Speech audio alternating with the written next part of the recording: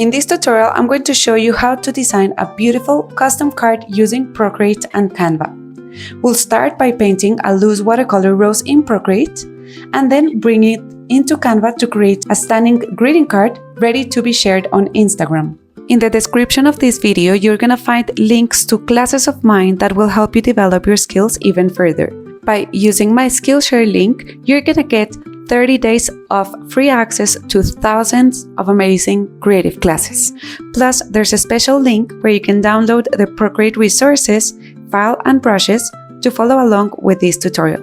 By downloading them, you'll also be signing for my newsletter where I share exclusive tips, freebies, and creative inspiration. Don't forget to subscribe to my channel and hit on the notification bell to get notified when I upload my future videos. Okay, let's get started with this tutorial. In this lesson, we're going to paint the silhouettes of our roses with a light wash.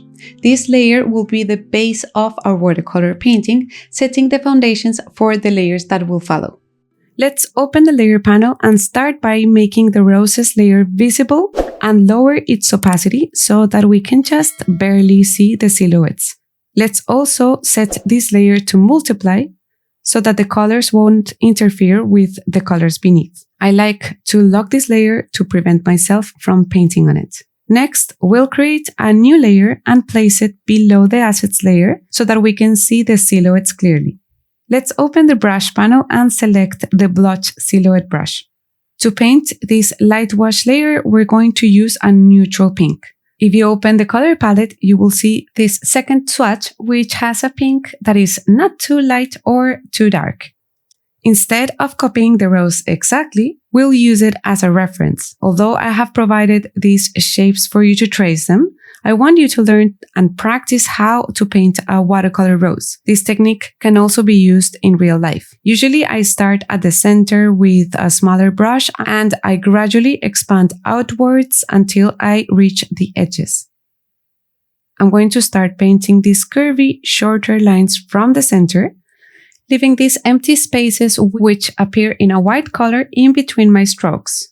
I like leaving these white areas empty as they will help me shape the rose when I apply new layers to it. Remember that this brush is also sensitive to pressure, so you can vary the size of your strokes with the pressure that you apply to your pen, but also with the size bar which is located on the left side of the screen. So you start with thinner and shorter strokes in the center, and as you move outwards, you should start using longer and wider strokes.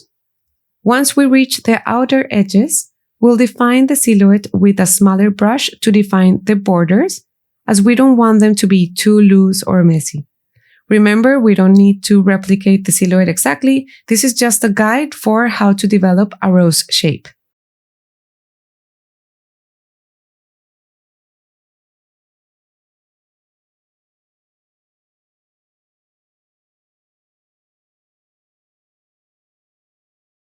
Instead of having to color these white areas like this, we can use the color drop to fill in them quickly. Once I have filled one area, I like to tap on continue filling and then tap on all the areas that I want to fill with this solid color.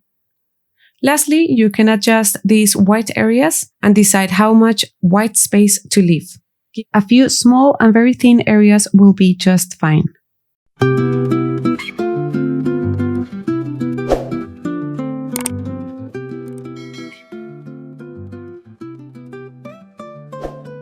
Now that our first layers are complete, we're going to move on to adding shadows, volume, and textures using the wet on wet technique, which, by the way, is very common in traditional watercolor painting.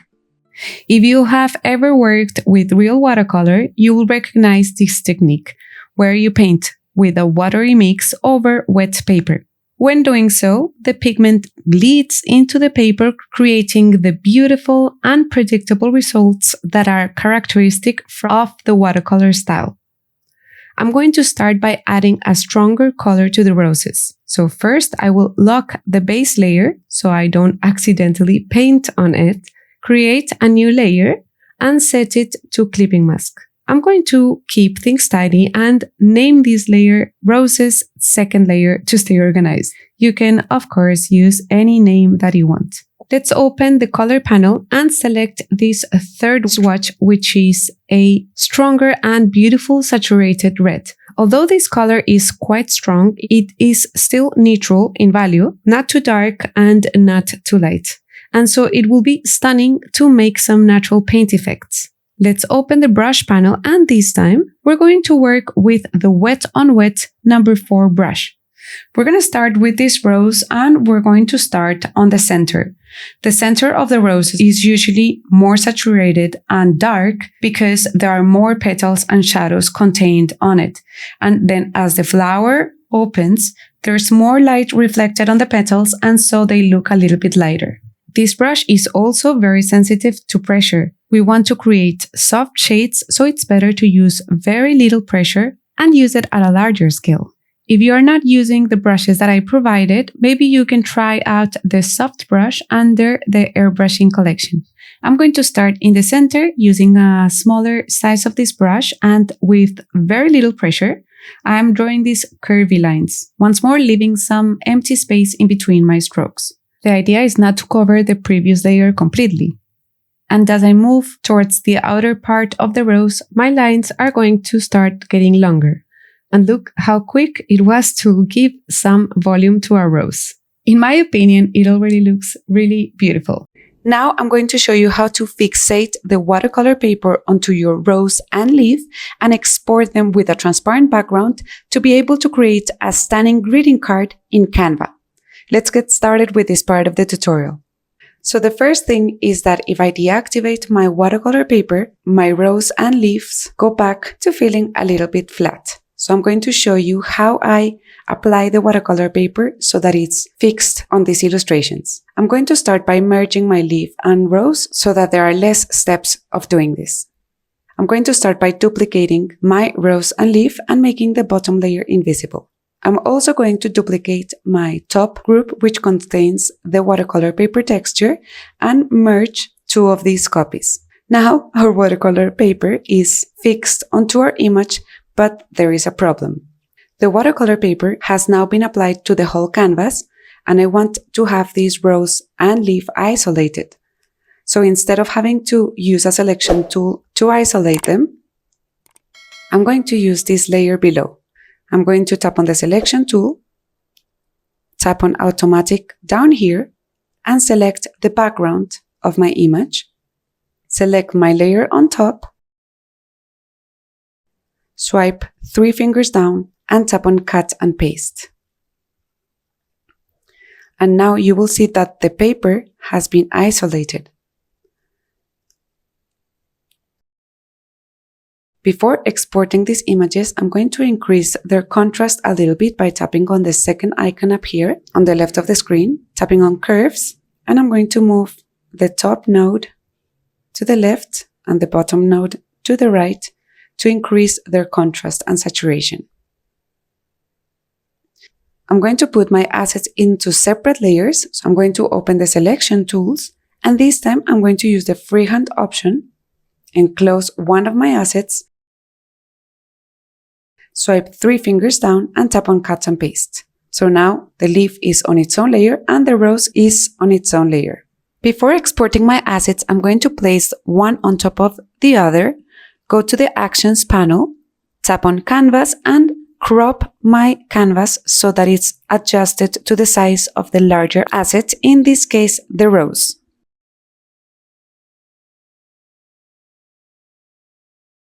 My assets are now on separate layers and the canvas has been adjusted. I'm going to make my background layer invisible, open the Action panel, tap on Share, and below Share Layers, I'm going to tap on PNG Files. I'm going to tap on Save to Images. And now if I go to my photo gallery, I can see that my images have been saved into my photo gallery, which is great. Now I'm going to show you how to use this rose and leaf to create a greeting card in Canva.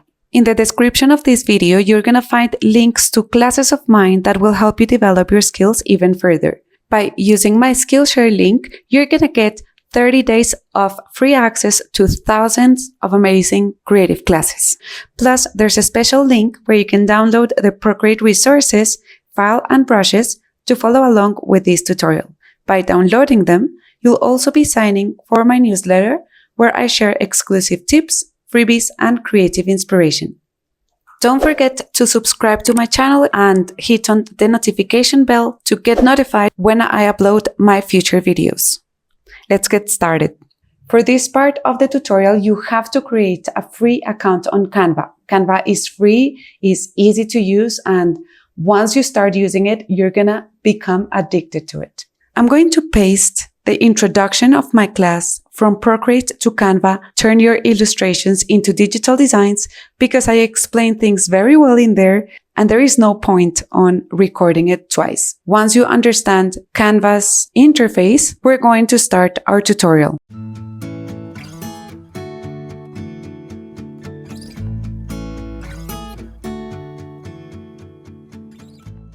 Welcome to the second part of the class where we're diving into Canva and use it to craft designs with our stunning botanical collection. Quick tip, you can work with Canva on your phone, on your iPad, or on a computer. It's your choice. I personally often go for my computer because it gives me a bigger screen and using a keyboard can be super handy. But hey, for this class, we're using an iPad, so let's get started right here. So when you open Canva, this is where you're gonna enter. This is the home page. Your account settings will be stored under this icon on the top right. And on the top left, you will have this vertical menu where the first icon is the home one. So you can tap on home anytime that you want to come back to this screen. You can also tap the word Canva and you will return into this area. If you don't see this left menu, it's because you have to tap on this 3 lines icon on the top left of the screen and then you will get access to this vertical left menu. If you tap on the Projects tab, you will get access to this page that we're going to be using quite a lot. The second tab is Folders, and here is where you will be able to store all your purchased images or fonts, your start templates. On the Uploads folder, you will have all the images that you upload to Canva. We're going to be uploading all of our flowers in a minute, and you can create folders to maintain your designs organized. In a few lessons, once we have made a few designs, we're going to create a new folder and put them all in there. You have designs. Here is where all your recent designs will be stored. You can see them as icons or as a list using these 4 squares in here. Images is basically the same folder as Uploads, just with another name. And in videos, well, you will be able to store all your videos in there. If I go back home, you will see that under Projects, you have a Templates folder. Just so you know, one of the most amazing features of Canva is that it has an endless library of templates that you can use for free, or some of them are paid. For example, I was using this weekly planner last week to design my own weekly planner. And in a few lessons, I'm going to show you how to create your own. These are the areas of Canva that we're going to be using in this class, but of course, you're welcome to spend some time exploring the rest of the website before moving on to the next lesson where we will start our first design.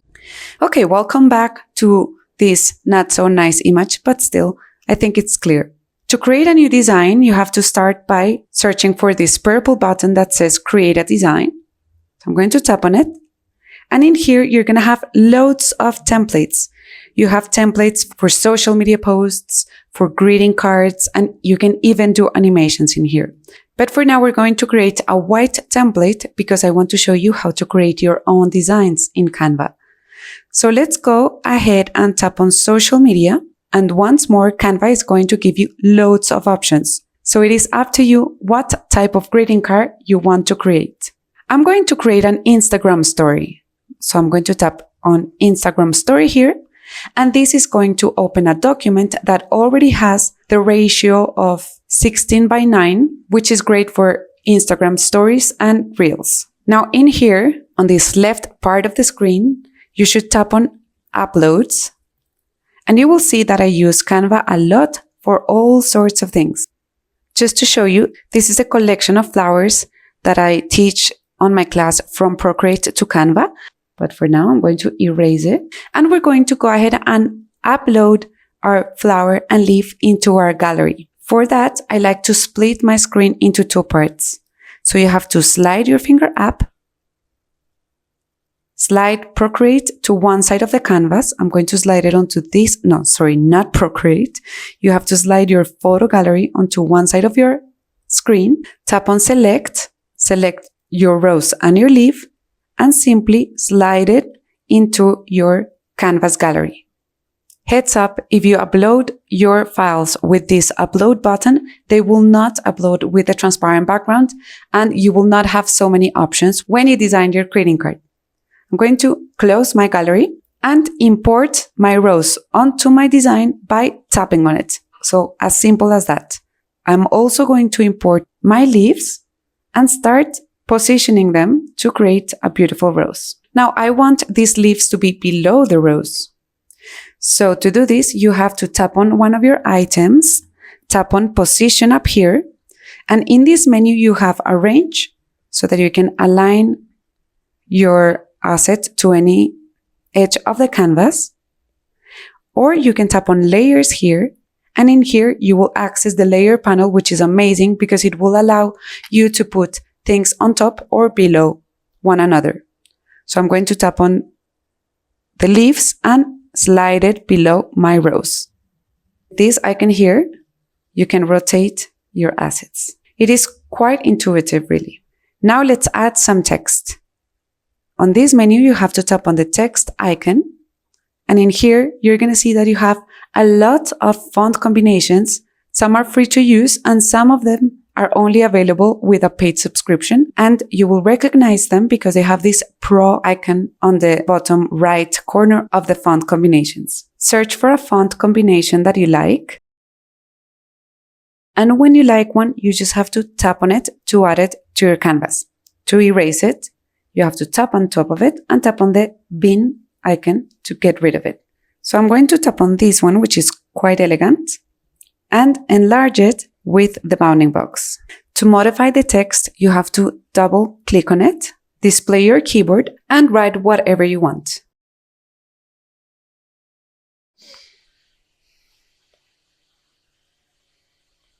If you want to change the background of your canvas, you have to tap on it. Tap on this colored circle, and in here you can choose a different color.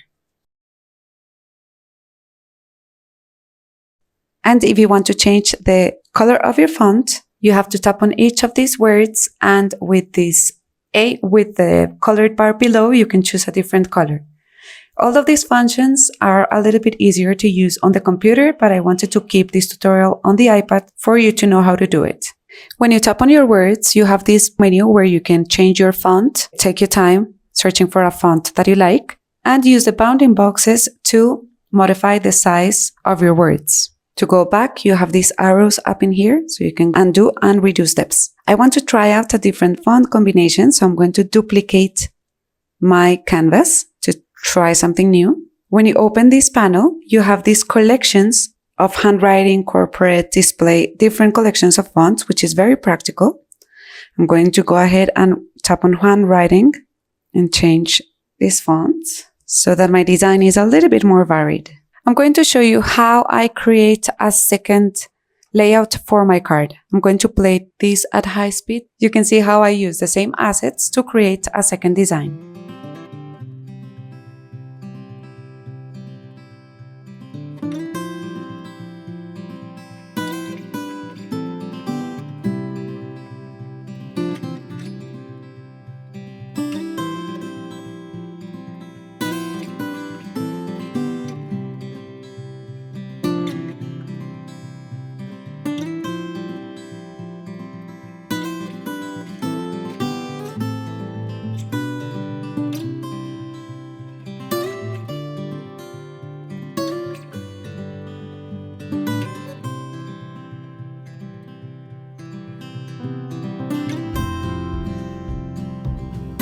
To export your designs, you have to tap on Share up here, tap on Save As, and then in here you can choose the format that you want.